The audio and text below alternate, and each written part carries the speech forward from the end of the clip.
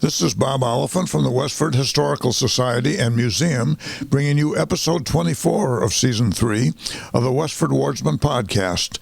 The Westford Wardsman newspaper was part of Turner's Public Spirit, a weekly newspaper in Ayer a century ago.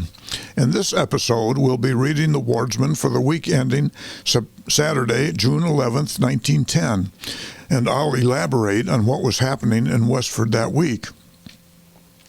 This week starts with the About Town section. The WCTU, that's the Women's Christian Temperance Union, faced a cold attempt at cold rain on Tuesday on their annual acceptance of the hospitality of A.W. Drew at his Brookside farm at West Littleton. He turned everything over to the visitors. The weather thought better of its early morning gloom after the cheery hospitality set forth by Mr. and Mrs. Drew, and sent sunshine on the gathering and a thunder and lightning rain shower to the eastward. 23 sat down to dinner, after which came the roll call, music, quotations, and recitations, and 3 cheers for the Drew hospitality.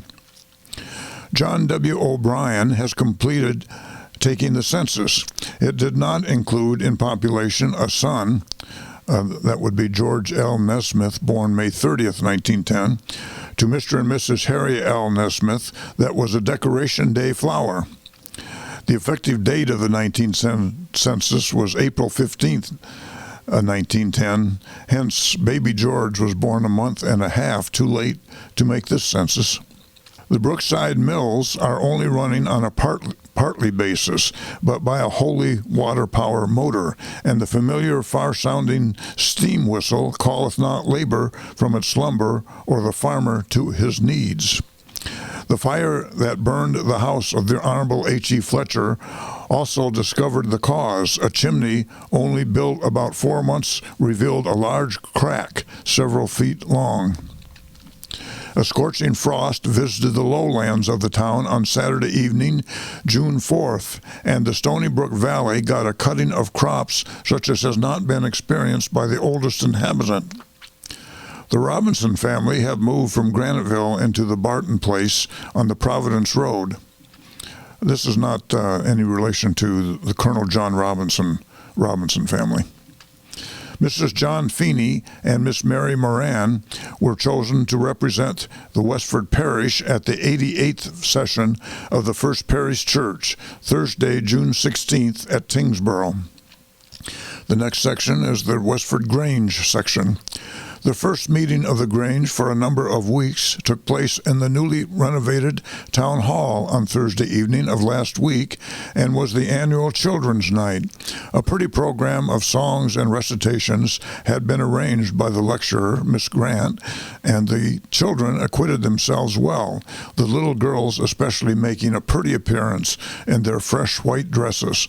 Following is the program: piano solo, Hazel Hartford; song, Alfred Sutherland, Charles Miller, Eleanor Colburn, and Clifford Woods; reading, Lillian Sutherland; reading, Miss Murray; recitation, Daisy Cabell; piano solo, Rachel Wall; recitation, Paul Wilson; song, Daisy Cabell; recitation, Evelyn Reed; recitation, Hazel Noyes; recitation and song, Grace Robinson; piano solo, Sadie McMaster.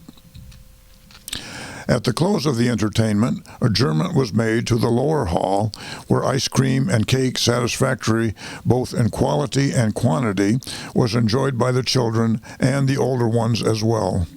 Caterer Fred A. Smith had charge of this part of the program. The next section is the Westford Center section. Colonel Edwin D. Metcalf, the donor of the Soldiers' Monument so impressively dedicated on Memorial Day, made a thoughtful and pretty gift to the library. Handsomely framed and hung is the following unique deed of conveyance to the town.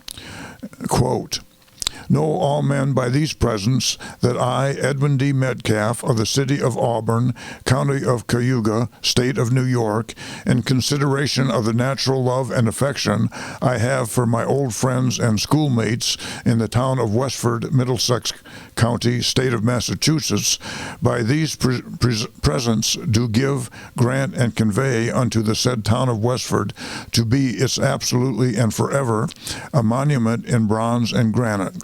This monument is given in commemoration of those soldiers of which my father was one, and sailors, quote, who knew no glory but their country's good, end quote, that voluntarily left their homes and families and went forth from the town of Westford to participate in the great struggle which solved the momentous question whether this nation should united stand or divided fall, and of their devotion and distinguished service to the said town of Westford, to the state, and to the nation.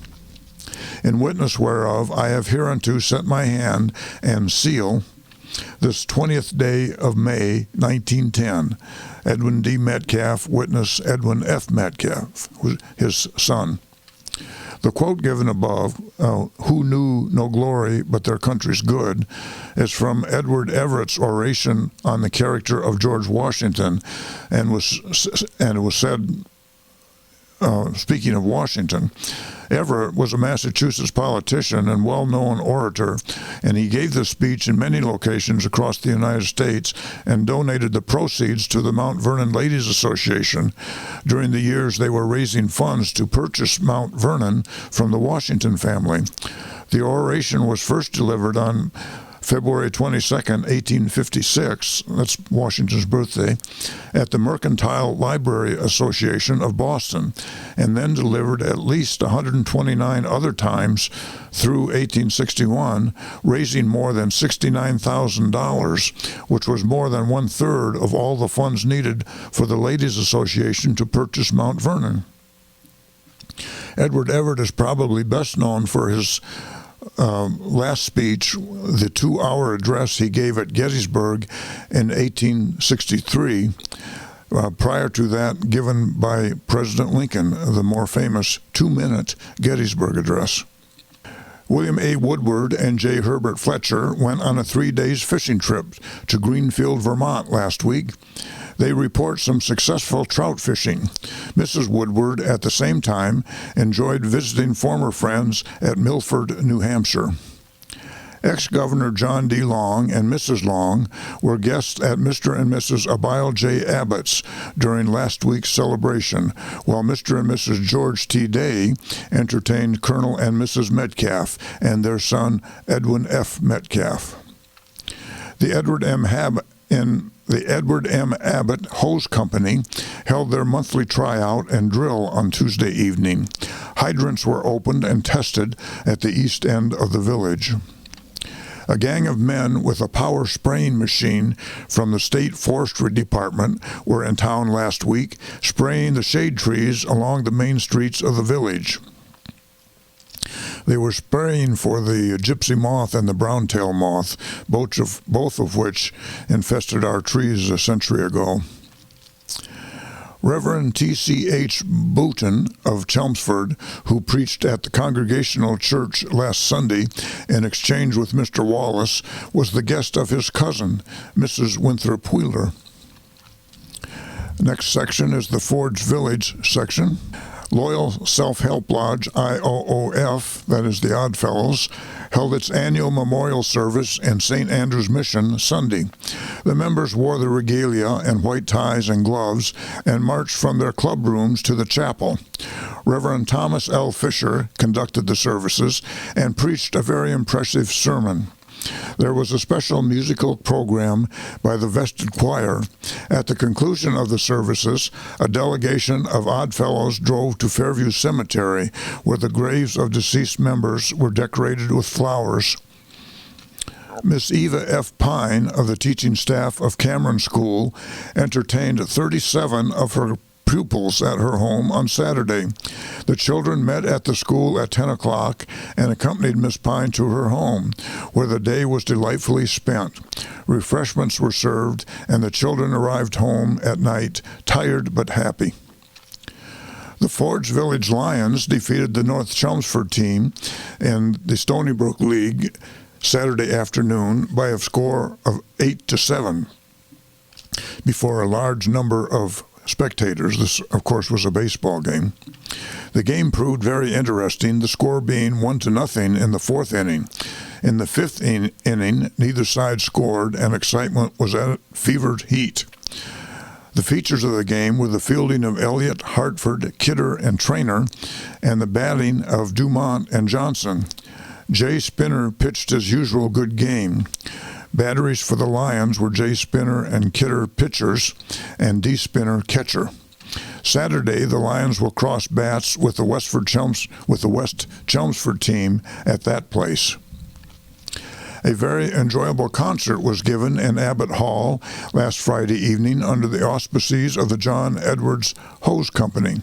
Herbert A. Clark entertained in white and black face sketches and amused a very large audience for 2 hours with his funny jokes and witty sayings. And best of all was the stump speech on, quote, women's rights and, quote, matrimony, which kept the audiences attentive throughout.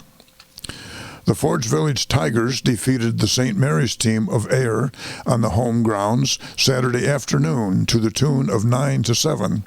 The battery for the Tigers was Boucher and DeRone. For the St. Mary's, Bowler and Coughlin. A number of people from Ayer accompanied the team and witnessed the game. Quite a heavy frost visited here on Saturday night and did considerable damage to the early crop. Miss Grace Lawrence and Miss Elizabeth Plummer have returned from an extensive trip through the South. Cameron School closed Friday for the annual vacation of 3 months. Mr. and Mrs. Cope of Pawtucketville were guests Wednesday of Mr. and Mrs. David Lord. A very interesting game of baseball was played Tuesday afternoon between the Regulars and the Tigers, which was won by the latter 14-8. The features of the game were the batting of Jacqueline, 2 home runs by Sullivan, and the pitching of DeRone. Batteries of Tigers, Boucher and DeRone, Toussaint and Vincent for the Regulars. The Tigers challenged any team in the state between the ages of 14 to 18. Mr. and Mrs. Benjamin Lyons and son Harold of Melrose have been spending a few days at Tanglewood. The next paragraph was called Farewell Sermon.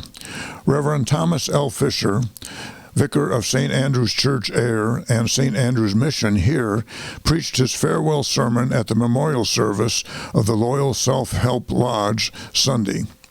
This announcement will be received with genuine sorrow by his many friends and parishioners. Although it was not entirely unexpected, it was earnestly hoped that he would remain here some time longer. Reverend Mr. Fisher has had charge of St. Andrew's Mission over 10 years, succeeding the late Reverend Edward H. Newbegin, and has provided himself an efficient servant of the Lord. Has proved himself an efficient servant of the Lord. St. Andrew's Mission will always remain a memorial to his untiring efforts to build up a parish. Reverend Mr. Fisher purposely kept it from the congregation that he was preaching his farewell sermon, for, to use his own words, he could not stand the strain of saying farewell to the people he had come to know and serve. It is not known at this writing who will be appointed to succeed Reverend Mr. Fisher. This Reverend Fisher was not a member of the well-known Fisher family of Westford that's mentioned quite often in the Westford Wardsman. And that's the news in Westford for the week ending June 11th, 1910. Thank you for listening, and thanks to Ryan Cousins of WestfordCAT for providing technical support. You can find transcriptions at podcasts from the Wardsman at our website at museum.westford.org, or visit the Historical Society's Facebook page for more Westford news from a century ago. This is Bob Oliphant, and I hope you will join us for next week's Westford Wardsman podcast. Thank you.